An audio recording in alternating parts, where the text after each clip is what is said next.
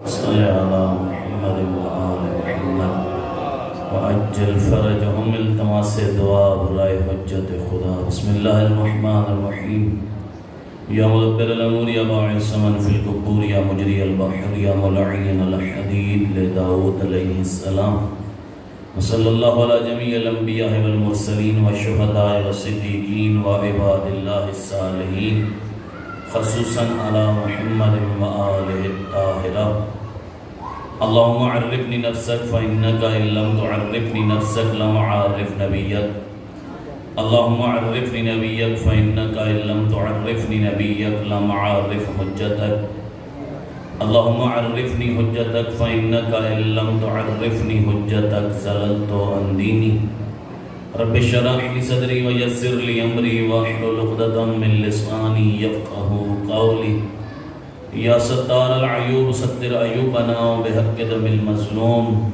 يا غفار الذنوب اغفر ذنوبنا بحق دم المظلوم اللهم ارزقنا التوفيق الطاعة وبعد المعصية وصدق النية بحق محمد وآله الطاهرة اللہم ارزقنا حج بیتک الحرام و زیارت قبر حسین علیہ السلام و شہادت بین یدی القائم علیہ السلام اللہم کل ولیک الحجت بن الحسن صلواتک علیہ وعلا آبائہ فی هذه الساعة وفی کل ساعة ولیا وحافظا وقائدا وناصرا ودلیلا معینا حتی تسکنہ ارزق طوعا وتمتعہ فیہا طویلا یا رب الحسین بحق الحسین اشف صدر الحسین بظہور الحجت قائم آل محمد رب صلی علی محمد و آل محمد وعجل فرجہم صلوات پڑھئے بآواز بلند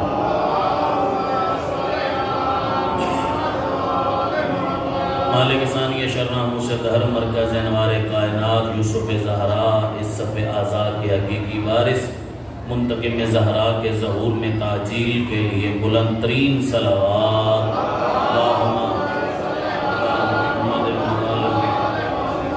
اپنے اپنے مرحومین شہداء ملت جعفریہ جن کا کوئی فاتحہ پڑھنے والا کوئی نہیں ہے حاضرین کے مرحومین بالخاص بانی مجالس جنہوں نے اس عشرہ ثانی کا بندوبست کیا ان کے مرحومین میرے والدین اور جن کا کوئی فاتحہ پڑھنے والا نہیں ہے سب کی درجات کی بلندی کے لیے بلند تر صلوات بیماروں کی شفا یابی کے لیے بے اولاد مومنین و مومنات کی اولاد نرینہ کے لیے مقروضین کے قرض ادا ہونے کے لیے پریشان حال مومنین و مومنات کی پریشانیاں دور ہونے کے لیے جو بے گناہ مومنین و مومنات قید ہیں ان کی رہائی کے لیے اور وطن عزیز کی سلامتی کے لیے بلند تر صلوات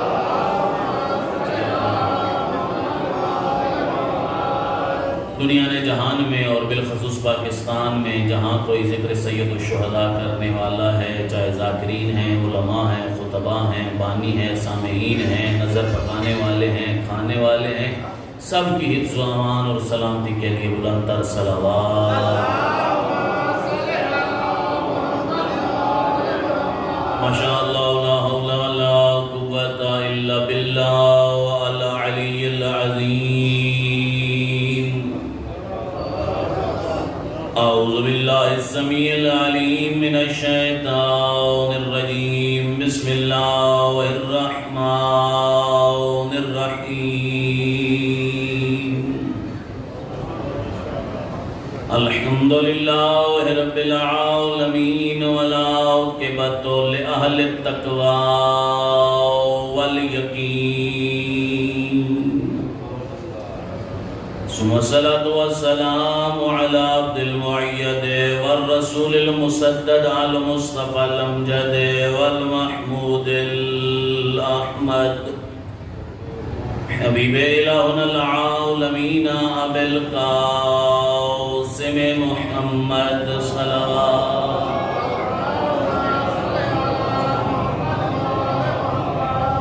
وعلى امام المظفر والشجاع الغضنفر بشبیر والشبر قاتل المرحب والانتر قاسم طوبى والسكر فاوته العهد والبدر والحنين والخيبر مولانا و مولاي الثقلين الذي ردت له شمس مرتين ومصلي على القبلتين علي بن ابي طالب امير المؤمنين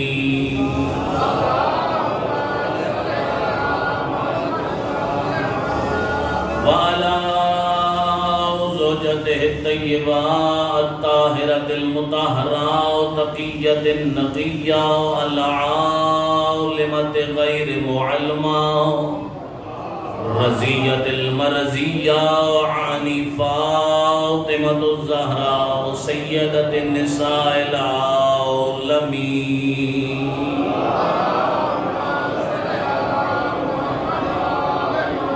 أما بعد فقد قال رسول الله صلى الله عليه وآله وسلم بسم الله الرحمن الرحيم يا علي لا يحبك إلا طاهر الولادة ولا بغضك إلا نجس الولادة صلوات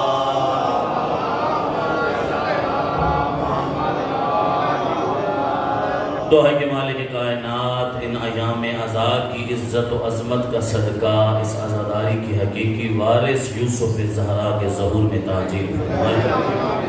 مالک کائنات ہم سب کو اپنے آقا، اپنے مولا، اپنے مرشد، اپنے سردار کی زیارت نصیب فرمائے، اور ہم سب کو دعا کرتا ہوں کہ ہمیں کوئی موت نہیں چاہیے، بیماری کی موت بھی نہیں چاہتے، بستر کی موت بھی نہیں چاہتے، مسافرت کی موت بھی نہیں چاہتے۔ مالک کائنات ہم سب کو اپنے آقا، اپنے مولا کے قدموں میں جام شہادت نوش کرنے کی سعادت نصیب فرمائے۔ دعا ہے کہ مالک کائنات آپ حاضرین آئے ہیں، کیونکہ بعد میں کل مجھے معلوم نہیں تھا کہ ماتمداری ہوتی، آج پہلے ہی دعائیں سب منگوا لوں گا تاکہ بعد میں مصائب کے فوراً بعد ماتمداری شروع ہو جائے۔ دعا ہے کہ جو حاضرین یہاں پر تشریف لائے ہیں، میری بہن ماؤں میں سے، آپ میں سے جو حاجات لے کر آئے ہیں، یقیناً کوئی اولاد مانگنے آیا ہوگا، کوئی رزق مانگنے آیا ہوگا، کوئی شفا مانگنے آیا ہوگا، کوئی دکھوں سے نجات مانگنے آیا ہوگا۔ مالک کائنات ان ایام کی عزت و عظمت کا صدقہ ہم سب کی شرعی حوائج مستجاب فرما۔ بالخاص بانی اشرا جن لوگوں نے اس کا انتظام کیا، مالک ان کی شرعی حوائج مستجاب فرما، ان کے رزق کے حلال میں برکت عطا فرما، ان کے گھروں پر اپنی خاص رحمات اور برکات کا نزول فرما، ان کے گھروں کو ہر قسم کے شر سے محفوظ فرما۔ حاضرین جو یہاں پر بیٹھے ہیں، ہم سب کو اسی طرح ہمیشہ پیار و محبت سے بیٹھنے کی توفیق عطا فرما، اور دعا کرتے ہیں کہ مالک کائنات ابھی آپ نے سنا ہوگا کہ بہت کچھ ایسے کام ہو رہے ہیں جو سازشیں کی جا رہی ہیں شیعت کے خلاف۔ آج سینٹ میں بھی ایک سازش کی گئی ہے۔ مالک کائنات جو سازشیں کرنے والے ہیں ان کی سازشوں کو اپنی طرف پلٹا، اگر ہدایت کے قابل نہیں ہیں تو ان کو نیست و نابود فرما۔ مالک کائنات اس وطن عزیز کی خود حفاظت فرما۔ ان دعاؤں کی قبولیت کے لیے آواز بلند صلوات۔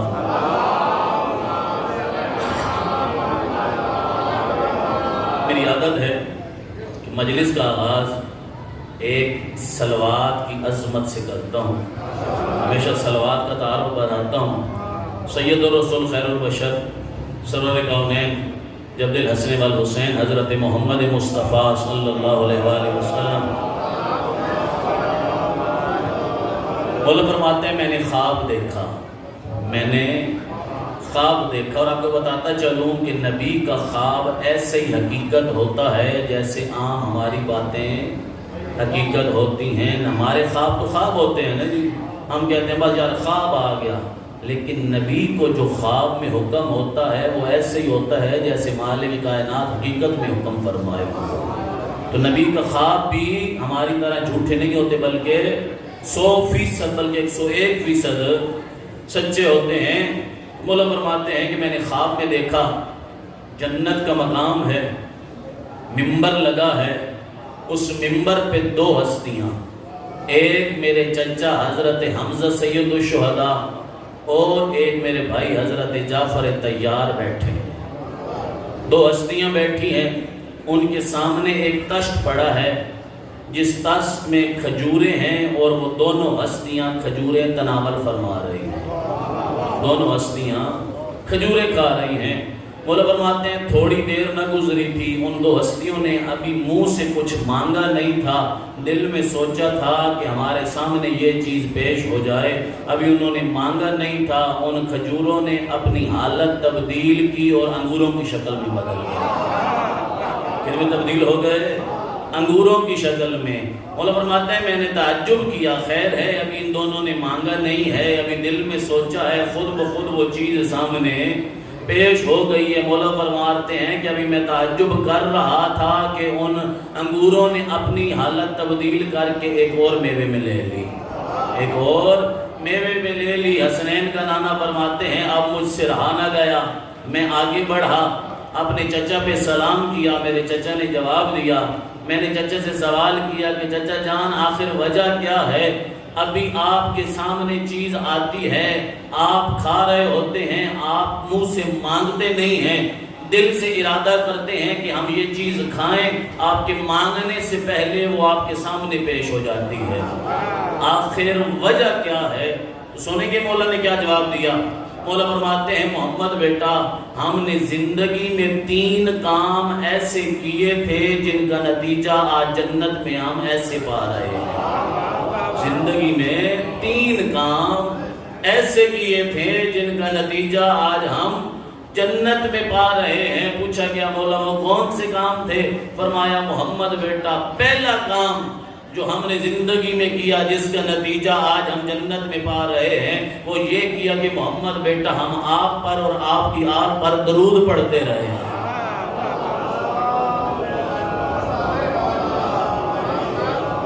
اس صلوات سے قسم جانا تو جنت دا آم بھی کو نہیں لگنا۔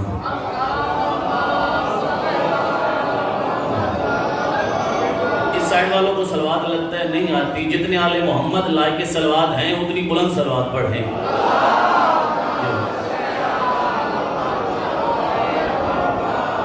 پہلا کام کیا کیا؟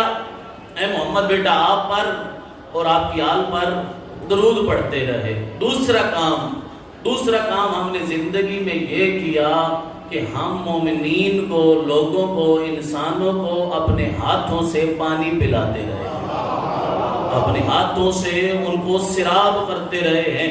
پانی پلانے کا اتنا ثواب ہے، کہتے ہیں کہ جو بندہ ابھی یہ محفل لگی ہے، آپ میں سے پیاس کسی کو لگی ہے، مجلس میں تو چلو نہ کہیں ویسے کسی محفل میں بیٹھے ہوں، ایک بندے کو پیاس لگی ہو، وہ کسی کو پانی کا نہ کہے، خود اٹھ کے جا کے پانی کی پیے۔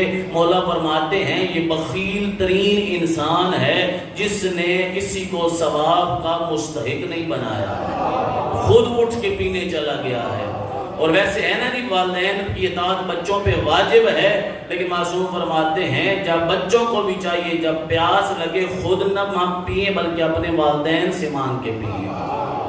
دوسرا کام ہم لوگوں کو اپنے ہاتھوں سے پانی پلاتے رہے۔ پانی کی عظمت کے غور واقعہ علامہ اقبال کی ایک کتاب ہے آرزو جبرائیل، جس میں حضرت جبرائیل کی 7 آرزو علامہ اقبال نے درج کی تھی۔ ان آرزوؤں میں سے جبرائیل کی ایک آرزو، ایک خواہش، ایک تمنا یہ ہے، جبرائیل کہتا ہے کہ کاش مالک کائنات مجھے انسان بناتا اور میں انسان ہو کر انسانوں کو اپنے ہاتھوں سے پانی پلاتا، انسان ہو کر انسانوں کو اپنے ہاتھوں سے پانی پلاتا۔ پہلا کام محمد بیٹا آپ پر اور آپ کی آل پر درود پڑھتے رہے۔ دوسرا کام لوگوں کو اپنے ہاتھوں سے پانی پلاتے رہے۔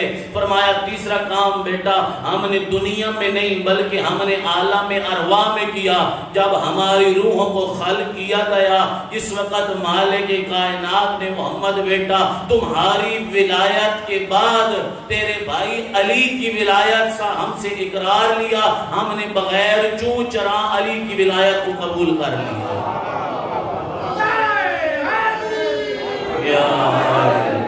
ہم نے بغیر چوں چراں ولایت علی کو قبول کر لیا۔ صلوات پڑھیں بآواز بلند۔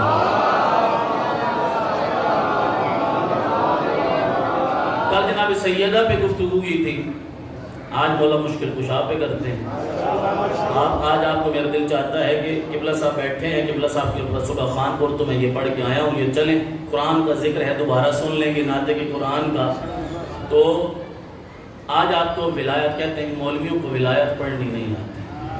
آج ولایت آپ کو سناؤں گا، سر میں نہیں، گانے کی دھن میں نہیں، قرآن یا معصومین کی روایات سے سناؤں گا، قرآن یا معصومین کی روایات سے سناؤں گا۔ آپ کے سامنے مولا کا فرمان پڑا جو ہمارے بچے کو یاد۔ مولا فرماتے ہیں یا علی، اے علی، لا یحبو کا، کوئی تجھ سے محبت نہیں کرے گا، کوئی تجھ سے پیار نہیں کرے گا، کوئی تجھ سے دوستی نہیں رکھے گا، الا طاہر الولادہ، وہی رکھے گا جس کی ولادت پاک ہے، وہی رکھے گا جس کی ولادت پاک ہے۔ پھر فرماتے ہیں ولا بغض کا، اور کوئی تجھ سے بغض نہیں رکھے گا، کوئی عداوت، کوئی دشمنی نہیں رکھے گا، الا نجس الولادہ، وہی رکھے گا جس کی ولادت نجس ہے، وہی رکھے گا جس کی ولادت نجس ہے۔ آسان لفظوں میں تھوڑا سا ترجمہ کروں، پچھلے بندے شاید نہیں سمجھ سکے۔ مولا فرمانا چاہتے ہیں یا علی، تجھ سے محبت وہی کرے گا جس کی ماں نے اسے حلال زادہ پیدا کیا ہے، اور بغض وہی رکھے گا جو حرام زادہ اس دنیا میں آیا۔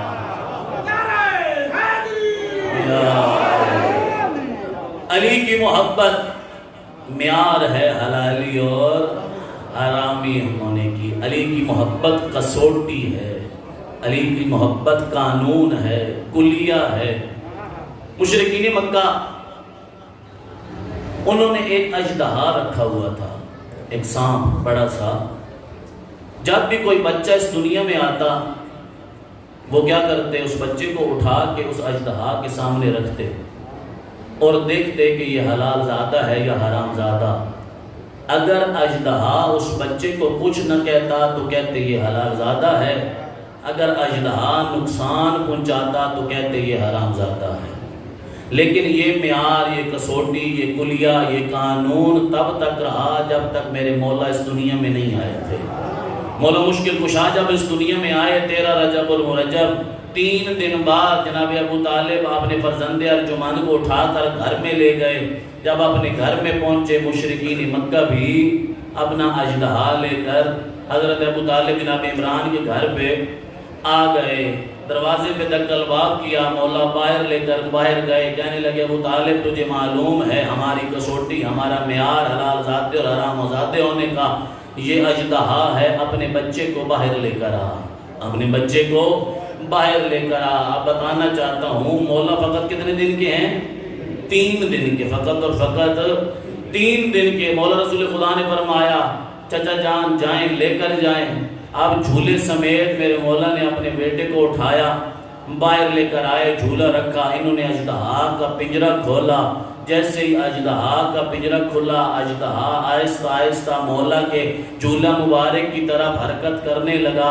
جیسے ہی اژدہا مولا کے جھولے کے پاس پہنچا، اس نے اپنا پھن نکالا کہ مولا کو نقصان پہنچائے۔ ادھر سے اس نے اپنا پھن نکالا، ادھر سے میرے امام 3 دن کے جو تھے اپنے دست مبارک کو بلند کیا، اپنی انگلیوں کو حرکت دی تو اژدہا کے 2 ٹکڑے کر دیے، اژدہا کے 2 ٹکڑے کر دیے۔ اب جب اژدہا کے 2 ٹکڑے ہوئے، مشرکین مکہ پریشان، اے ابو طالب تیرے بیٹے نے یہ کیا کر دیا، ہمارا معیار، ہماری کسوٹی، ہمارا قانون تبدیل کر اس نے توڑ کے رکھ دیا۔ اب ہم کیسے لوگوں کا پتہ چلے گا کہ حلال زادہ ہے یا حرام زادہ ہے؟ رسول خدا مسکرائے، مسکرا کے فرمایا ایھا الناس، لوگوں سن لو، پہلے تمہارا یہ اژدہا معیار تھا، آج میں محمد مصطفیٰ تجھ کو معیار بتانا چاہتا ہوں۔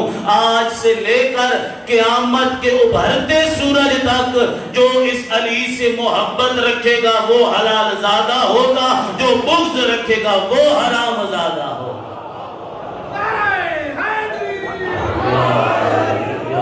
سلامت رہیں، سلامت رہیں۔ علی کی محبت حلالی اور حرامی ہونے کی پہچان ہے۔ آپ خوشحال ہیں کہ آپ کے دلوں میں ولایت کے چراغ روشن ہیں۔ ابھی میں آپ کے سامنے ذکر علی کو پیش کر رہا ہوں، آپ سن کے خوش ہو رہے ہیں۔ مولا امام صادق فرماتے ہیں کہ کسی بندے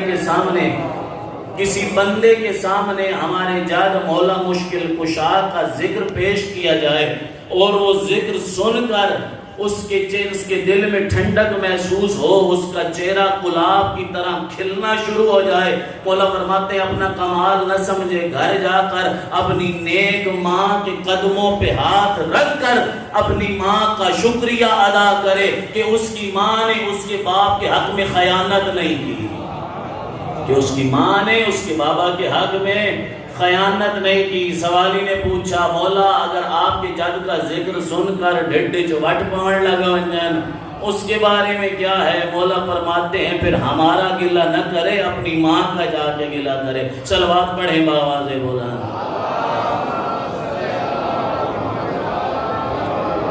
آج کوشش کروں گا چند جملے مولا کے فضائل کے ایسے بیان کروں جو آپ نے کم سنے ہو۔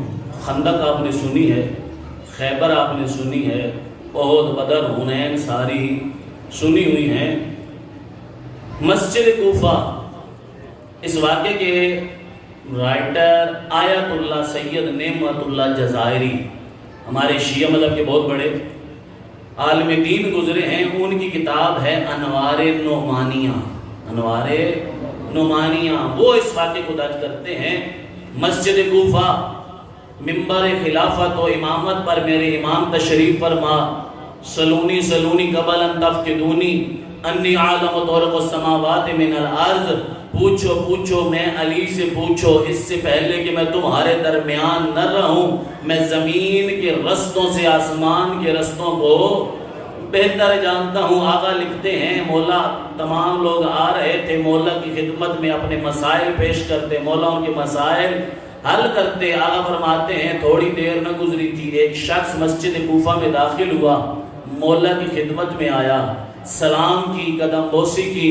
قدم بوسی کرنے کے بعد کہا کہ مولا میں پیشے کا تاجر ہوں، میں پیشے کا تاجر ہوں، مختلف علاقوں میں تجارت کے لیے جاتا ہوں، رستے میں مجھے جنگل بھی آتے ہیں، میدان بھی آتے ہیں، پہاڑ بھی آتے ہیں، صحرا بھی آتے ہیں۔ مولا مجھے جنگلی جانوروں سے ڈر بڑا لگتا ہے، کوئی وظیفہ مجھ کو تعلیم کریں کہ میرا ڈر ختم ہو جائے۔ امام نے اس کو چند آیات بتائیں کہ اگر تیرے سامنے کوئی جنگلی جانور آ جائے، ان آیات کی تلاوت کر لینا، تیرا ڈر ختم ہو جائے گا، تیری مشکل حل ہو جائے گی۔ یہ شخص کچھ دنوں بعد اس نے کوفہ سے بصرہ جانا تھا۔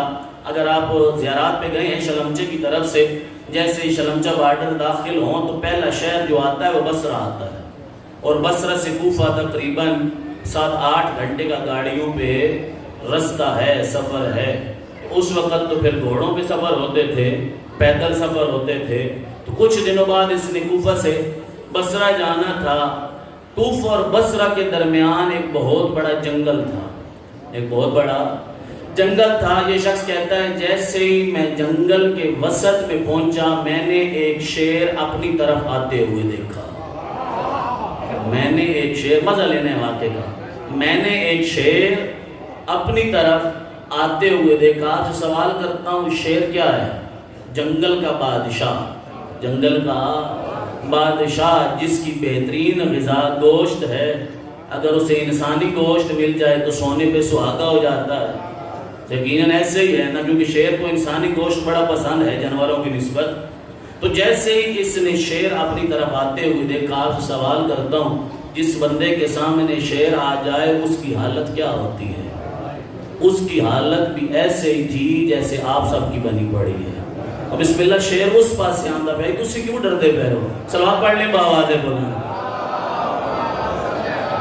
ڈر نہیں رہے، یقیناً آپ غور سے واقعے کو سن رہے ہیں اپنے ایمان کو تازہ کرنے کے لیے۔ تو جب بندے کے سامنے موت آ جائے تو وہ ہر چیز بھول جاتا ہے، لیکن یہ تھا علی والا۔ جیسے ہی اس نے شیر کو اپنی طرف آتے ہوئے دیکھا، اس نے وہ آیات جو مولا نے تعلیم کی تھی اس نے فوراً پڑھنا شروع کر دی۔ آقا لکھتے ہیں ابھی اس کی آیات ختم نہ ہوئی تھی کہ اس کے درمیان اور اس شیر کے درمیان ایک گھوڑا سوار نقاب پوش تشریف لے آئے، ایک گھوڑا سوار نقاب پوش تشریف لے آئے۔ پورے کا پورا ان کا بدن اپنے لباس میں ایک عبا میں ڈھانپا ہوا تھا، صرف آنکھیں باہر ظاہر تھیں۔ شیر آگے بڑھا، انہوں نے شیر کو روکنے کی کوشش کی، شیر نہ رکا۔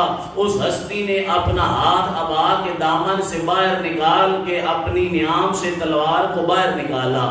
جیسے ہی تلوار باہر آئی یہ شخص کہتا ہے وہ شیر اس گھوڑے کے قدموں میں گر گیا.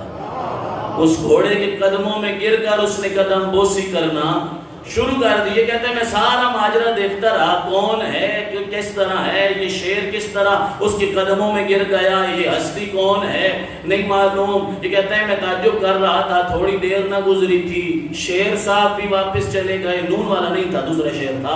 شیر صاحب بھی واپس چلے گئے اور وہ ہستی بھی واپس تشریف لے گئی. سلوات پڑھ لیں بآواز بلند. یہ کہتے ہیں اب شیر چلا گیا واپس. میں بھی بصرہ میں پہنچا, میں نے تجارت کی, میرا اچھا منافع ہوا. چند دن بعد میں واپس کوفہ آیا, میں رات کو پہنچا. اب یہ صبح کے انتظار میں تھا کب منبر خلافت سجدہ ہے, میرے مولا تشریف فرما ہوں گے, مولا کی خدمت میں جاؤں گا, مولا کو سفر کے حالات سناؤں گا. یہ کہتا ہے صبح میں نے نماز پڑھی, جیسے ہی سورج طلوع ہوا میں مولا کی خدمت میں پہنچا. مولا نے فرمایا بندہ خدا کچھ سفر کے حالات سنا. کہنے لگا مولا اس طرح جنگل میں گیا, شیر سامنے آیا, میں نے وہ آیات پڑھی جو آپ نے تعلیم کی تھی. ایک گھوڑا سوار نقاب پوش میری مدد کو تشریف لے آئے. تھوڑی دیر بعد وہ نقاب پوش بھی چلے گئے اور شیر بھی واپس چلا گیا. مولا فرماتے ہیں اس ہستی کو پہچان سکتا ہے؟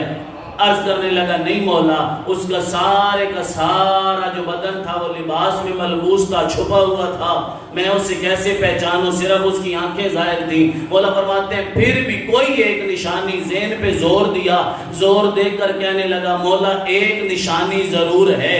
جس وقت اس ہستی نے نیام سے تلوار نکالنے کے لیے اپنا ہاتھ ابا کے دامن سے باہر نکالا تھا, اس کے ہاتھوں میں ایک یاقوت کی انگوٹھی تھی.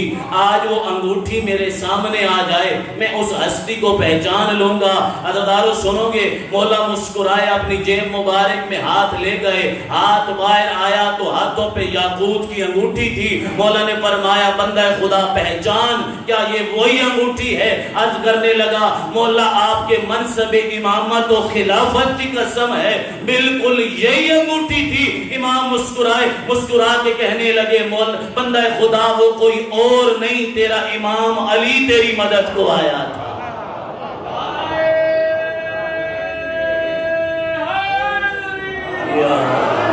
سلامت رہے, وہ کوئی اور نہیں, تیرا امام علی تیری مدد کو آیا تھا. مولا کہاں پہ بصرے کا جنگل, کہاں پہ کوفہ کا شہر, آپ کس طرح میری مدد کو پہنچے؟ مولا نے سوال کیا بندہ خدا تو میرا کیا لگتا ہے؟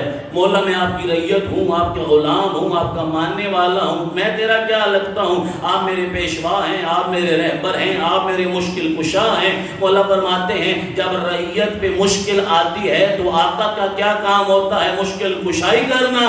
جی مولا. مولا فرماتے ہیں بندہ خدا اس خدا کی بھری کائنات میں فقط تو میری رعیت نہیں ہے, جن ہو, پرند ہو, انس ہو, ہر جو سانس لینے والی مخلوق ہے وہ میری رعیت ہے. جو مجھے سچے دل سے پکارے میں علی خود اس کی مدد کو جاتا ہوں.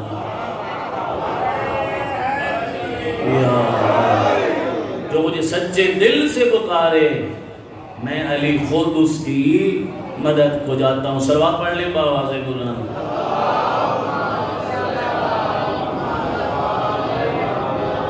عرض خدمت ہو رہی تھی, علی کی محبت حلالی اور حرامی کی پہچان ہے. اور بھی حدیث ہیں, یا علی لا یحبک الا مومن ولا بغضک الا منافق. اسی طرح یا علی لا یحبک الا مسلم ولا بغضک الا کافر. 4-5 اس طرح اور اس طرح کی حدیث ملتی ہیں. تو علی کون جیسا شانشاہ ہے کائنات میں؟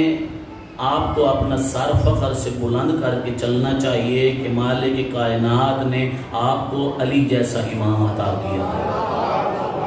دنیا کا کوئی پیشوا دکھا لے مجھے, دنیا کا کوئی رہبر دکھائیں مجھے, اس کے ماننے والے یہ نہیں کہہ سکتے کہ یہ ہمیں جنت میں لے کے جائے گا. کہہ سکتے ہیں کیا؟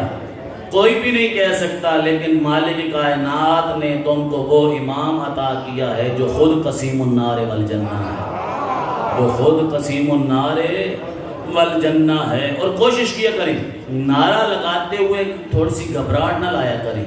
جتنا بلند ہو سکتے ہیں لگایا کریں۔ میں نے بہار الانوار کی یہ روایت پڑھی ہے، بہار الانوار میں ہے کہ جس وقت علی کے نعرے لگانے والا، علی کی سیرت پہ عمل کرنے والا نعرے لگاتا ہے، اس کے دل میں خوشی محسوس ہوتی ہے۔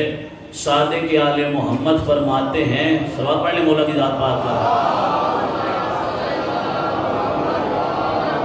مولا فرماتے ہیں کہ علی کی معرفت رکھ کے میرے جد کا نام لیتا ہے، جو مالک کائنات ایک دفعہ نام لینے سے اس کو ایک ختم قرآن کا ثواب عطا کرتا ہے۔ لیکن کیا شرط رکھی ہے؟ معرفت کے ساتھ، معرفت کے ساتھ نعرہ جو لگاتا ہے مالک کائنات اس کو ایک ختم قرآن کا ثواب عطا کرتا ہے۔ یہ بھی بہار الانوار کی روایت ہے۔ دوسرے کا دور تھا، منبر پہ بیٹھا تھا، ایک بندہ سامنے آیا، اس نے آ کر کہا، دوسرے نے کہا کہ مجھے اپنے عقیدہ سناؤ۔ اس نے 5 باتیں کی۔ کتنی؟ 5 باتیں۔ پہلے کہنے لگا میں اس چیز کی گواہی دیتا ہوں جس کو میں نے دیکھا نہیں ہے، میں اس چیز کی گواہی دیتا ہوں جس کو میں نے دیکھا نہیں ہے۔ دوسرا کہنے لگا میں بغیر وضو کے نماز پڑھتا ہوں، میں بغیر وضو کے نماز پڑھتا ہوں۔ تیسرا کہتا ہے میں خیر سے تنگ پڑھتا ہوں۔ چوتھا کہتا ہے میں فتنے اور فساد کو پسند کرتا ہوں۔ اور آخر میں کہنے لگا جو کچھ میں زمین پہ رکھتا ہوں خدا آسمانوں پہ نہیں رکھتا۔ پریشان تھی گئے ہو، یقیناً پریشان تو ہونا ہے ایسا عقیدہ سن کے۔ آپ تو علی والے ہیں، وہ تو دوسرا تھا، وہ کیسے پریشان نہ ہوتا۔ اس نے جلاد سے کہا یہ تو کافر ہو چکا ہے، دین سے خارج ہو چکا ہے، جا ذرا اس پہ حد جاری کر۔ اب جلاد لے کر چلا اس پہ حد جاری کرنے کے لیے۔ جیسے ہی مسجد سے باہر نکلا، ادھر سے تیرے میرے امام آ رہے تھے، امام نے روک لیا، جلاد سے پوچھا خیر ہے کدھر جاتا ہے؟ کہنے لگا مولا اس کا اس طرح عقیدہ ہے، اس کو سزا دینے کے لیے جا رہا۔ مولا فرماتے ہیں سزا بعد میں دینا، پہلے مسجد میں چل، علی فیصلہ کرے گا۔ پہلے مسجد میں چل، علی فیصلہ کرے گا۔ اب آئے، مولا نے فرمایا خیر تھی صحیح، کیوں اس کو بیچارے کو سزا سنا دی؟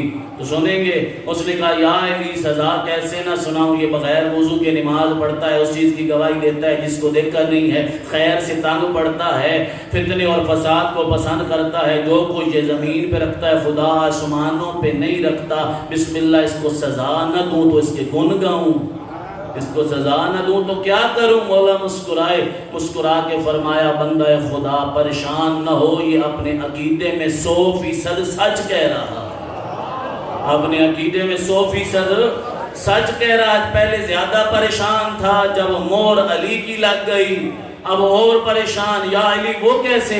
فرمایا پہلا اس نے کہا کہ میں بغیر وضو کے نماز پڑھتا ہوں، نماز کے لیے وضو شرط ہے، لیکن درود کے لیے محمد والے محمد پر درود بھیجنے کے لیے وضو شرط نہیں ہے۔ محمد والے محمد پر صلوات پڑھنے کا ثواب ایسے ہی ہے جیسے انسان کو نماز پڑھنے کا ثواب ملتا ہے۔ یہ سارا دن بغیر وضو کے صلواتیں پڑھتا رہتا ہے اور نماز کا ثواب لیتا رہتا ہے۔ سارا دن صلواتیں پڑھتا رہتا ہے۔ اور یقیناً جو مومنوں کی ہوتی ہے نا، جو بات دل میں کھینچنے والی ہوتی ہے اس کی طرف بھاگتے ہیں سارے، یقیناً تو سنٹروتے پھرتے پڑھتے راسو، یقیناً بغیر وضو کے یہ صلوات کا ثواب نماز کے برابر ہے۔ دوسرا اس نے کہا کہ جس چیز کو اس نے دیکھا نہیں ہے، بالکل ٹھیک کہتا ہے، یہ اس کی گواہی دیتا ہے، اس نے رسول خدا کی اپنی آنکھوں سے زیارت نہیں کی، لیکن اس کی ان کی رسالت کی گواہی دیتا ہے، ان کے نبی ہونے کی گواہی دیتا ہے، ان کا کلمہ پڑھتا ہے۔ تیسرا اس نے کہا یہ خیر سے تنگ پڑھتا ہے، بالکل سچ کہتا ہے، بارش خدا کا خیر ہے، اس کو اچھی نہیں لگتی، بارش آتی ہے اس کی زمینوں کو تباہ کر دیتی ہے، بارش اس کو اچھی نہیں لگتی۔ چوتھا اس نے کہا یہ فتنے اور فساد کو پسند کرتا ہے، سچ کہتا ہے، خدا مالک کائنات قرآن میں فرماتا ہے انما اموالکم و اولادکم فتنتن، تمہارا مال بھی فتنہ ہے، تمہاری اولاد بھی فتنہ ہے، اس سے اپنا مال بھی پسند ہے، اپنی اولاد بھی پسند ہے، اس سے اپنا مال بھی پسند ہے، اپنی اولاد بھی۔ اور آخری جو اس نے کہا جو کچھ یہ زمین پہ رکھتا ہے خدا آسمانوں پہ نہیں رکھتا. 100% سچ کہتا ہے. یہ زمین پہ بیوی بچے رکھتا ہے, خدا آسمانوں پہ بیوی بچے نہیں رکھتا. بسم اللہ کرا. آپ نے تو واہ واہ صرف کر دی. یہاں پہ آنا نعرہ چاہیے تھا جو آپ نے نہیں مارا, لیکن جو منبر پہ بیٹھا تھا اس نے نعرہ مارا. جس وقت علی نے یہ فیصلہ کیا اس وقت منبر سے کھڑا ہوا, علی کے ہاتھوں پہ بوسہ دے کر کہنے لگا پاک برکت ہے وہ ذات جس نے آپ کو باب مدینۃ العلم کا شرف بخشا.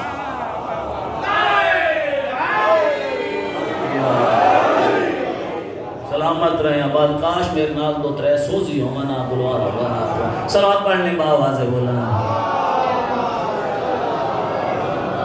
گلا میرا خراب ہے پھر بھی میں زور لگا رہا ہوں, لیکن آپ تھوڑا سا زور ابھی کم لگا رہے ہیں. تو علی ایسا امام ہے, علی ایسا بہادر, علی ایسا شجاع, علی جیسا سخی کائنات میں کوئی نہیں, علی جیسا شریف کائنات میں کوئی نہیں, علی جیسا نمازی کائنات میں کوئی نہیں, علی جیسا بہادر کائنات میں کوئی نہیں, علی جیسا کریم کائنات میں کوئی نہیں, علی جیسا متقی کائنات میں کوئی نہیں, علی جیسا باپ کائنات میں کوئی نہیں, علی جیسا شوہر کائنات میں کوئی نہیں, علی جیسا بیٹا کائنات میں کوئی نہیں. ایسے کیوں نہ کہوں, فضیلتیں جو فضیلتیں ہیں, لوگ فضیلتوں کے پیچھے بھاگتے ہیں کہ فلاں فضیلت میرا مقدر بن جائے, فلاں فضیلت میرا مقدر بن جائے. مالک کائنات نے آپ کو وہ امام عطا کیا ہے کہ پوری کائنات کی فضیلتیں علی کی چوکھٹ چومتے نظر آتی ہیں. پوری کائنات کی فضیلتیں علی کی چوکھٹ چومتے ہوئے نظر آتی ہیں. ان جیسا بہادر کوئی نہیں, ان جیسا سخی کوئی نہیں, ان جیسا کریم کوئی نہیں. قضاوت کے میدان ہو تو علی آگے آگے, بہادری کا میدان ہو تو علی آگے آگے. بہادری کا قصہ نہیں سنانے لگ جاتا, بس ایک جملہ اور کہہ کر آپ کی زحمت تمام کرنا چاہتا ہوں. دن میں بھی میں نے یہی وہاں پر خانپور میں بھی یہ جملے سارے کہے. میں نے کہا کہ اے شیعہ شکر ادا کیا کرو, خدا نے آپ کو نبی کے بعد نبی جیسے امام عطا کیا. خدا نے نبی کے بعد نبی جیسے, میں نے یہ نہیں کہا نبی سے کم, یہ نہیں کہا نبی سے زیادہ, نبی جیسے. کوئی اہل سنت برادر بیٹھا ہوگا وہ کہے گا مولوی صاحب آپ نے کیسے کہہ دیا, دلیل دوں گا. ہمارا مکتب بغیر دلیل کے نہیں ہے, ہم تو اس کے ماننے والے ہیں جو ناج البلاغہ میں خود فرماتا ہے انا ابن الدلیل, میں دلیل کا بیٹا ہوں. علی بغیر دلیل کے کوئی بات نہیں کرتا, علی بغیر دلیل کے کوئی بات نہیں کرتا. پہلی دلیل مواخات مدینہ. مواخات مدینہ, جب مہاجرین کو انصار کا بھائی بنایا گیا, مہاجرین کو انصار کا بھائی بنایا گیا. مکے سے جو لوگ آئے تھے مدینہ والوں کا بھائی بنایا گیا. مولا نے ایک صحابی کا ہاتھ پکڑ کے دوسرے صحابی میں دیا, ایک انصار کا ہاتھ پکڑ کے ایک مہاجر کے ہاتھ میں دیا. میں کہوں ایسے کیوں نہ کہوں, مقداد کو سلمان کا بھائی بنا دیا, ابو ذر کو مالک کا بھائی بنا دیا, سب کو بھائی بناتے گئے. ایسے کیوں نہ کہوں, جو جیسا تھا اس کو ویسا بھائی ملا, جو جیسا تھا اس کو ویسا بھائی ملا. آخر میں تن تنہا رہ گئے. تیرے میرے امام مجمع پہ نظر دوڑائی, کہا یا رسول اللہ سب کو سب کا بھائی بنا دیا, میں علی کو تنہا چھوڑ دیا. سنو گے حسنین کے نانا نے کیا جملہ فرمایا. مولا فرماتے ہیں یا علی جو جیسا تھا اس کو ویسا بھائی مل گیا. یا علی انت اخی فی الدنیا والآخرہ, علی تو دنیا میں بھی میرا بھائی ہے اور آخرت میں بھی میرا بھائی.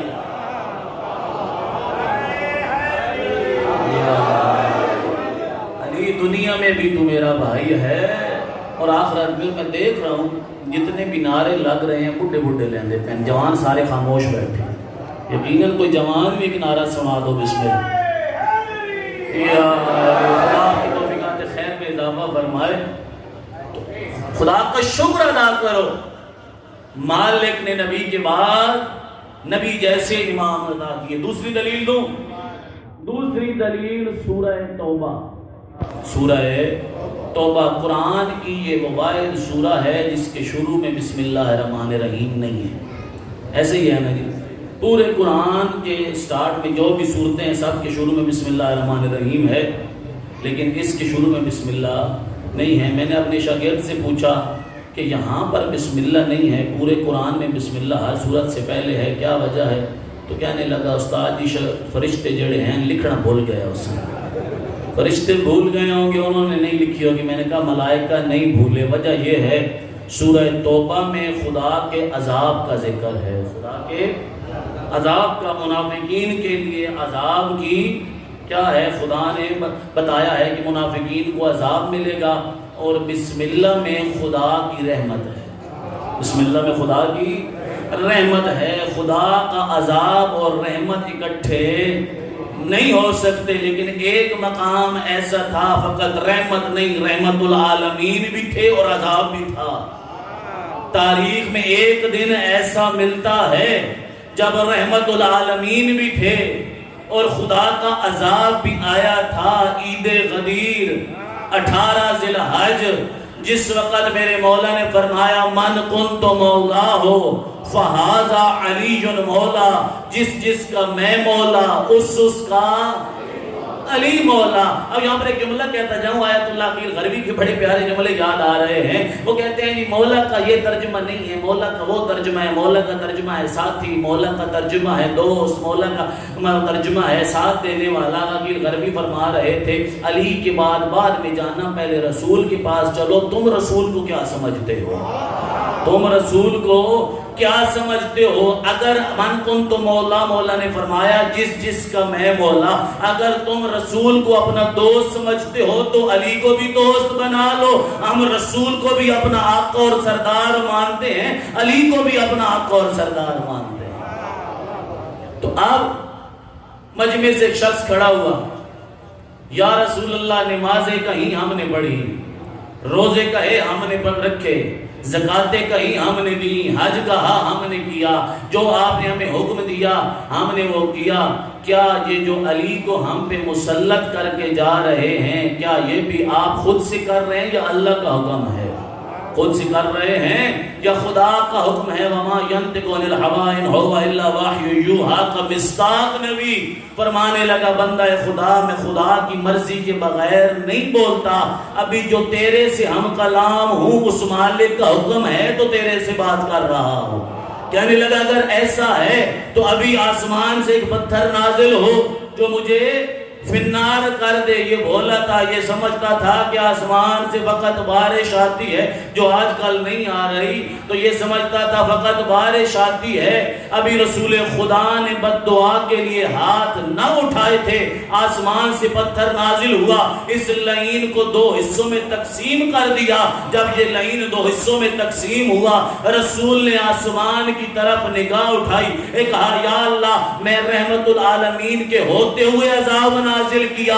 جبرائیل نازل ہوئے، سلام کیا، درود بھیجا، بھیجنے کے بعد فرمایا یا رسول اللہ خدا فرماتا ہے جو کوئی بھی علی کی ولایت کا دشمن ہوگا، چاہے وہ نبی کے پاس کھڑا ہو، اور میں کہتا ہوں چاہے نبی کے پاس سو رہا، اس پہ عذاب آنا ہی آنا ہے۔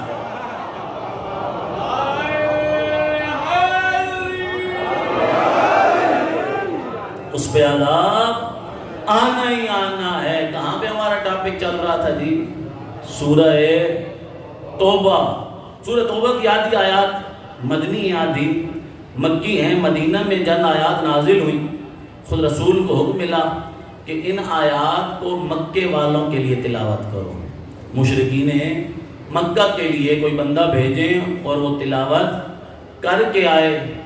رسول نے فرمایا کوئی جنگ نہیں کرنی، کچھ نہیں کرنا، فقط جا کے آیات کی تلاوت کرنی ہے اور تلاوت کر کے واپس آ جانا ہے۔ جب اس نے سنا جنگ تو کرنی نہیں ہے، کٹ بھی کوئی نہیں پڑھنی، تو جلدی میں چلا جاتا ہوں، بھاگ کے اٹھ کے کھڑا ہوا جیسے ہر میدان میں جاتا تھا علی سے فضیلت لینے کے لیے۔ تو اب آگے بڑھا کہ کہنے لگا میں جاتا ہوں، رسول نے آیات تعلیم کی، یہ مدینہ کی گلی میں چلا، جیسے ہی مدینہ کی گلی میں نکلا جبرائیل امین نازل ہوئے، درود و سلام کے بعد خدا کا پیغام پہنچایا کہ یا رسول اللہ خدا فرماتا ہے یہ دین کا مسئلہ ہے، کوئی عام بات نہیں ہے، یا خود جا یا اپنے جیسا بھیج، یا خود جا یا اپنے جیسا بھیج۔ جب کہا نا اپنے جیسا بھیج، اس وقت رسول نے فرمایا آئینہ علی ابن ابی طالب، او علی تو مجھ جیسا ہے، جا کے تلاوت کر، علی تو مجھ جیسا ہے۔ خدا نے نبی کے بعد نبی جیسے امام عطا کی، اور آخری فضیلت اور ذکر مصائب، تیسری فضیلت، جب 25 سال خلافت دنیا کی ٹھوکریں کھانے کے بعد علی کے در پہ خود چل کے آئی، علی کے دروازے پہ خود چل کے آئی۔ صبح میں نے یہ بات کی تھی اور یہ بات کرنا ضروری ہوتی ہے، 12 سال پہلے 23 ہجری میں بھی مولا کے پاس خلافت آئی تھی۔ جب شورا بیٹھی تھی، شورا نے کہا تھا علی سے کہ اے علی ہم تجھ کو اپنا امام اپنا خلیفہ بنا لیں گے، لیکن ہماری چند شرطیں ہیں۔ مولا نے کہا شرطیں بتاؤ؟ کہا پہلے تو کتاب خدا پہ عمل کرے گا، قرآن پہ عمل کرے گا۔ یہ اس سے کہہ رہے تھے تو قرآن پہ عمل کر، جس کے بارے میں رسول نے فرمایا القرآن مع علی و علی مع القرآن۔ مولا فرماتے ہیں جیسے میں عمل کر سکتا ہوں پوری کائنات میں کوئی نہیں کر سکتا۔ دوسرا تو سیرت رسول پہ عمل کرے گا، فرمایا میں دنیا میں آیا ہی رسول کا غلام بن کے ہوں، مالک کائنات نے مجھے نبی کا غلام بنایا ہے۔ تیسری فضیلت یہ ہے کہ تو فلاں فلاں کی سیرت پہ بھی عمل کرے گا۔ یہاں پر مولا نے کہا اگر ان کی سیرت خدا کی کتاب اور رسول کی سیرت کے مطابق ہے تو پھر تو ان کی سیرت اس کے دن میں آ جائے گی، اگر نہیں ہے تو پھر علی رسول کے علاوہ کسی کی سیرت پہ عمل نہیں کرے گا، علی رسول کے علاوہ کسی کی سیرت پہ عمل نہیں کرے گا۔ جب 25 سال بعد 35 ہجری میں جب خلافت کا معاملہ لے کر ابن عباس علی کے دروازے پہ آئے، جب آ کر کہا کہ آؤ ہم آپ کی بیعت کرنا چاہتے ہیں، لوگ باہر کھڑے ہیں، مولا نے فرمایا میری شرطیں جانتے ہو؟ میری شرطیں جانتے ہو کیا ہے؟ جی مولا جانتے ہیں۔ کون سی؟ مولا جو آپ نے 12 سال پہلے کہی تھی کہ میں خدا کی کتاب پہ عمل کروں گا اور فقط سیرت رسول پہ عمل کروں گا۔ ہاں یاد ہیں؟ تو پھر کیا عمل کرو گے ان باتوں پہ؟ ہاں مولا ہم بالکل مانتے ہیں، آپ فقط کتاب پہ عمل کرنا اور سیرت رسول پہ عمل کرنا اور کسی کی سیرت پہ عمل نہ کرنا۔ میں کہتا ہوں مولا نے یہ عمل کر کے 2 کام کیے ہیں، ایک اعتماد کا ووٹ حاصل کیا اور دوسرا اپنی خلافت کو بلا فاصلہ رسول کی رسالت سے قائم کر دیا، بلا فاصلہ رسول کی رسالت کے ساتھ قائم کیا۔ اب علی چلے مسجد نبوی میں، خود کو تیار کیا، رسول کا عمامہ پہنا، اپنے کندھ مبارک پر اپنی دوش مبارک پر رسول کی عبا رکھی، رسول کی نالین پہنی، رسول کا عصا اٹھایا۔ ایسے کیوں نہ کہوں گھر سے رسول بن کے نکلے، علی رسول بن کے نکلے۔ جب چلنے لگے مسجد نبوی میں پہنچے، مسجد نبوی میں ممبر تھا جس کے 4 زینے تھے، اس کے بھی 4 ہیں، قدرتنی صاحب کے ممبر کے بھی 4 ہیں۔ ممبر کو دیکھیے گا پھر بات کا مزہ آئے گا۔ رسول خدا آئے ممبر کے پہلے زینے پہ بیٹھے، جب پہلا آیا رسول کی عظمت کو چھوڑ کر دوسرے زینے پہ بیٹھا، جب دوسرا آیا وہ تیسرے پہ بیٹھا، جب تیسرا آیا وہ چوتھے پہ بیٹھا۔ اب تمام لوگ سوچ رہے تھے علی کیا کرے گا، نیا ممبر منگوائے گا یا زمین پہ بیٹھ کر فیصلے کرے گا۔ میرے مولا نے لوگوں کے ذہنوں کو پڑھا، مجمع کو چیرتے ہوئے وہاں آئے جہاں پر ممبر رسول تھا، پہلے زینے پہ بھی قدم رکھا، دوسرے زینے پہ بھی قدم رکھا، تیسرے پہ بھی قدم رکھا، وہاں پر بیٹھے جہاں پر نبیوں کے سلطان بیٹھا کرتے تھے۔ مجمع سے ایک بندہ کہنے لگا یا علی تو نے یہ کیا کر دیا، مسند رسول پہ بیٹھ گیا۔ مولا مسکرائے، مسکرا کے فرمانے لگے ایھا الناس، وہ لوگوں یہ تو لکڑی کا ممبر ہے، میں تو دوش نبوت کا سوار ہوں۔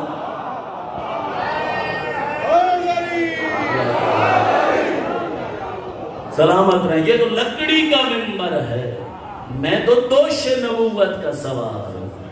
تو خدا نے نبی کے بعد نبی جیسے امام عطا کیے، اور پھر مولا نے وہی جو رسول کے دور میں رسول فیصلے کیا کرتے تھے ویسے ہی خلافت قائم کی۔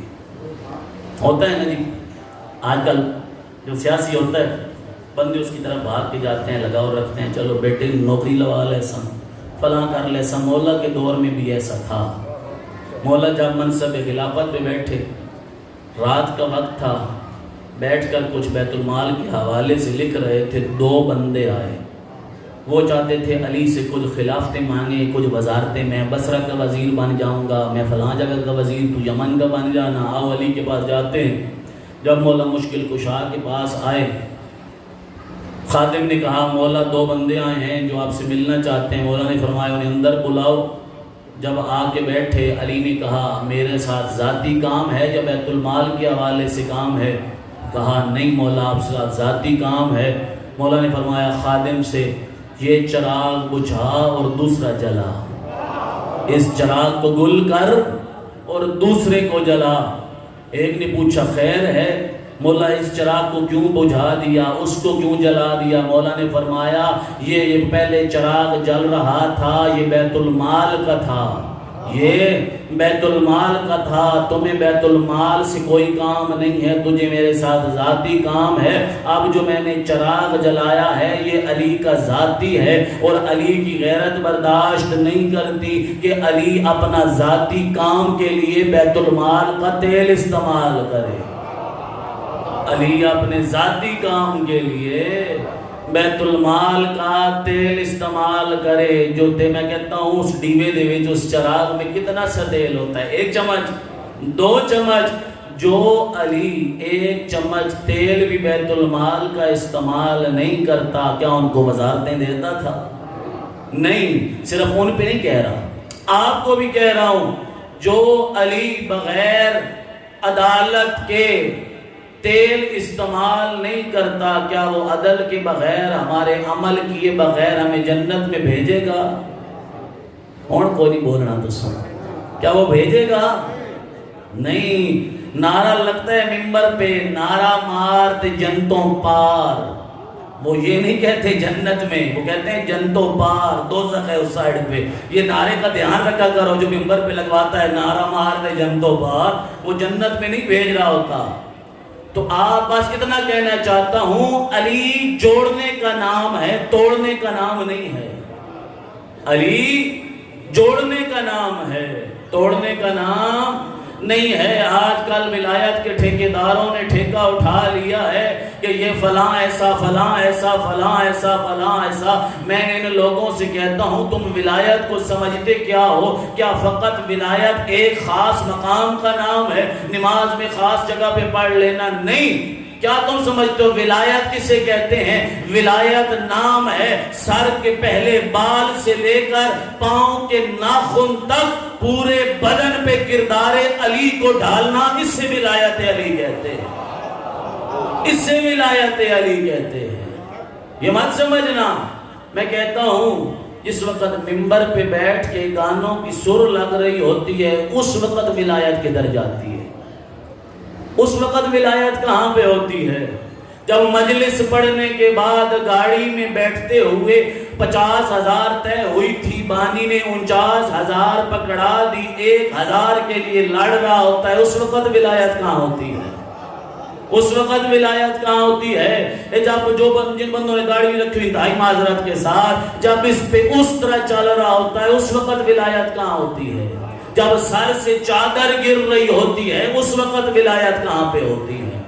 ولایت کیا سمجھتے ہو آپ لوگ؟ ولایت جوڑنے کا نام ہے، توڑنے کا نام نہیں ہے۔ یہ میرا پیام آج میسج لے کے جائیں، جو ممبر پہ آ کر آپ کو علی کے نام پہ توڑے وہ MI6 کا ایجنٹ تو ہو سکتا ہے لیکن علی کا شیعہ نہیں ہو سکتا، لیکن علی کا شیعہ نہیں ہو سکتا۔ علی تو آپس میں جوڑتا ہے۔ خود آپ نے کتنے فیصلے کیے ہیں، جب لوگ لڑ رہے ہوتے ہیں پھر قسمیں اٹھا کے منایا جاتا ہے، لا الہ الا اللہ محمد الرسول اللہ علی ولی اللہ، آؤ لگو اپنے سینے سے، کیا نہیں کرتے؟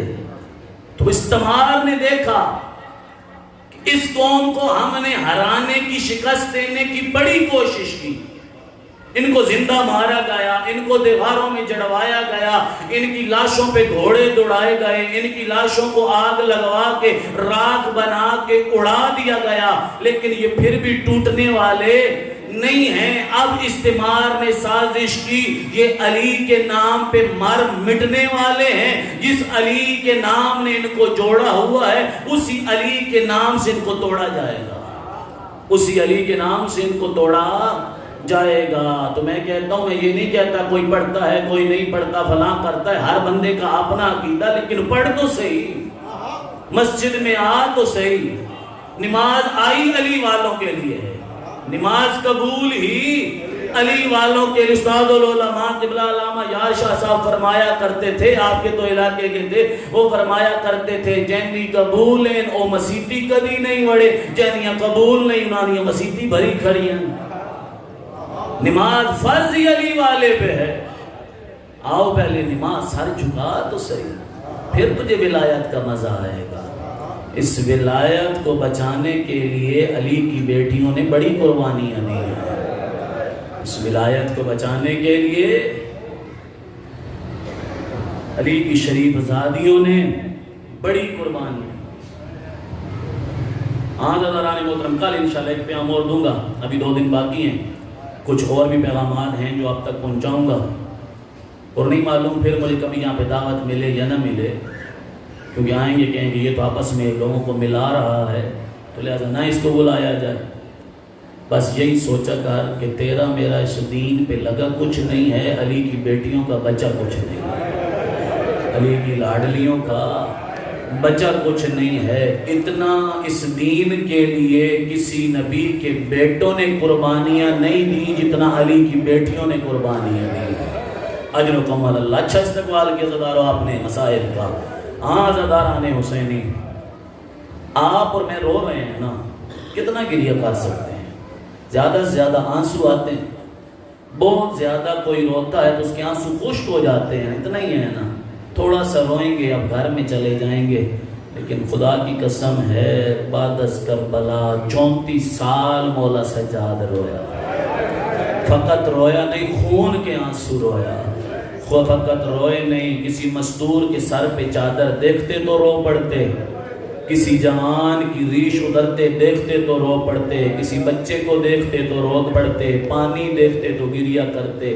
مولا کو بہانہ چاہیے تھا رونے کا۔ زدارو، ہاں زداران حسینی، بازار میں سے گزر رہے تھے، قصاب اپنے گوسفند کو ذبح کرنے کے لیے لے جا رہا تھا، مولا کو دیکھا، چھپا لیا۔ امام نے فرمایا چھپا نہیں، مجھے کہاں پہ جا رہا ہے؟ مولا اس کو ذبح کرنے کے لیے۔ ذبیحہ کے احکام جانتا ہے؟ جی مولا جانتا ہوں۔ کیا احکام ہے؟ مولا پہلا حکم ہے اس کو پانی پلایا جائے۔ مولا میں اسے پانی پلا کے لایا ہوں۔ کربلا کی طرف رخ کر کے کہا، او بابا جانوروں کو بھی پانی پلایا جا رہا ہے، او تیری غربت اور مظلومیت پہ قربان، تو 3 دن کا پیاسا کربلا میں۔ اجرکم اللہ، اجرکم من السیدہ۔ اور کیا حکم ہے؟ مولا ذبیحہ کو اس کے ہم جنس کے سامنے قتل نہ کیا جائے، اس کی ہم جنس کے سامنے ذبح نہ کیا جائے۔ او بابا 70 قدم پہ پھوپھی دیکھ رہی جو رو رو کے کہتی تھی، نہ مار ظالم، میری ماں نے چکیاں پیس کے بالا ہے۔ آزادار اور کیا؟ مولا تیز آلے سے ذبح کیا جائے، قربان جاؤں لا یوم کا یوم کا یا ابا عبداللہ، تجھے کون خنجر سے ذبح کیا گیا۔ آزاداران حسینی ہر وقت روتے تھے، ہر وقت گریہ کرتے تھے۔ منحال آیا، سنے ہوئے نا اپنے مسائب، آگے جو مسائب بیان کروں گا مولا کی زبانی بیان کروں گا۔ منحال آیا، مولا کب تک رو گے؟ شہادت تو آپ کا ورثہ ہے، ہر کوئی آپ کا شہید ہوا، آپ کے بابا شہید، آپ کے دادا شہید، آپ کے چچا شہید، کربلا میں آپ نے شہیدوں کی لائن دے دی۔ مولا کب تک رونا؟ رو کر کہا، منحال تو نے انصاف نہیں کیا، شہادت تو ہمارا ورثہ ہے، لیکن انصاف سے بتا، پھوپھیوں اور ماؤں کے ساتھ بدون مکنا و چادر کبھی ایک بازار میں جانا، کبھی دوسرے بازار میں جانا، کیا یہ بھی ہمارا ورثہ؟ اجرکم اللہ، اجرکم من السیدہ۔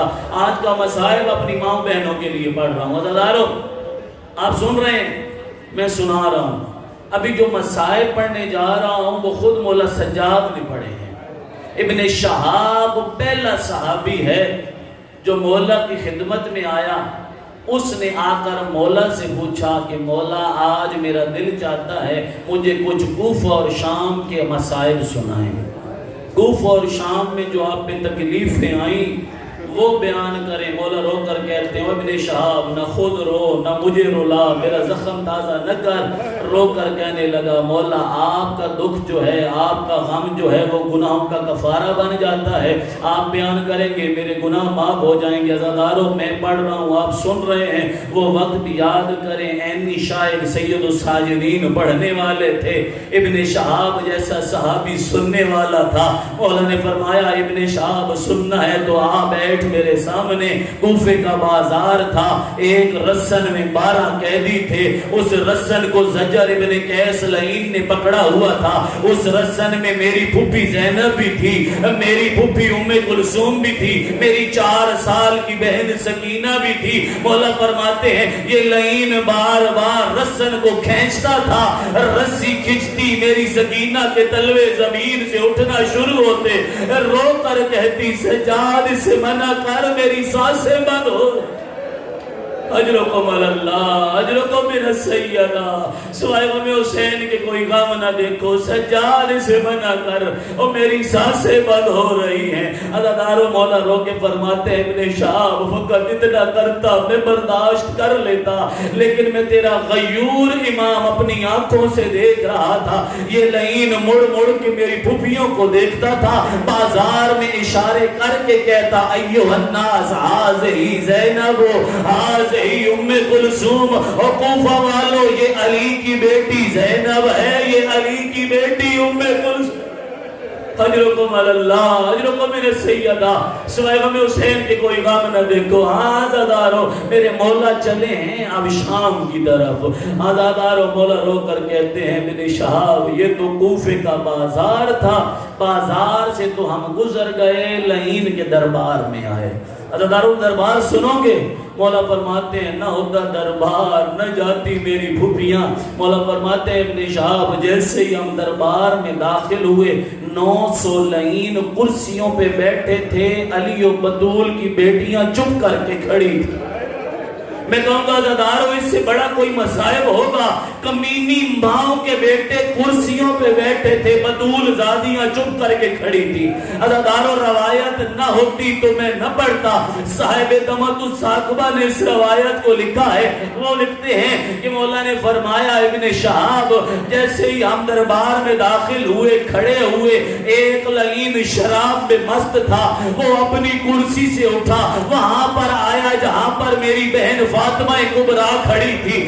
مولا نے رو کر کہا ابن شہاب اس لعین نے میری بہن کی طرف اشارہ کیا، اشارہ کر کے ابن زیاد کو مخاطب ہو کر کہا حبلی ھذہ الجاریہ، او ابن زیاد یہ مستور مجھے کنیزی کے لیے دے دے۔ عزادارو جب کنیزی کا نام آنا تھا، جملہ سنو گے، جب کنیزی کا نام آنا تھا اس وقت علی کی علی بیٹی علی کے لہجے میں بولی اور ظالم حیا کر ہم رسول زادیہ ہے، اور ظالم حیا کر ہم بطول کی بیٹیاں ہے، اور ظالم ملائکہ ہمارے دروازے۔ اجرکم اللہ، اجرکم من السیدہ، اور لعین حیا کر۔ عزادارو یہ خولی لعین تھا، جس وقت مختار کے سامنے پیش ہوئے نا، مختار نے اس سے پوچھا تو نے دربار میں کیا کیا تھا؟ اس نے کہا میں نے حسین کی بڑی بیٹی کی طرف اشارہ کر کے اس کو کنیزی کے لیے مانگا تھا۔ جب میں نے کنیزی کے لیے مانگا تھا نا، اس وقت تیری مرشد زادی نے مجھے بد دعا دی تھی۔ اس نے کہا تھا لعین جن ہاتھوں سے ہماری طرف اشارہ کرتا ہے خدا تیرے ہاتھ قطع کرے، خدا تجھے جہنم سے پہلے دنیا کی آگ میں جلائے۔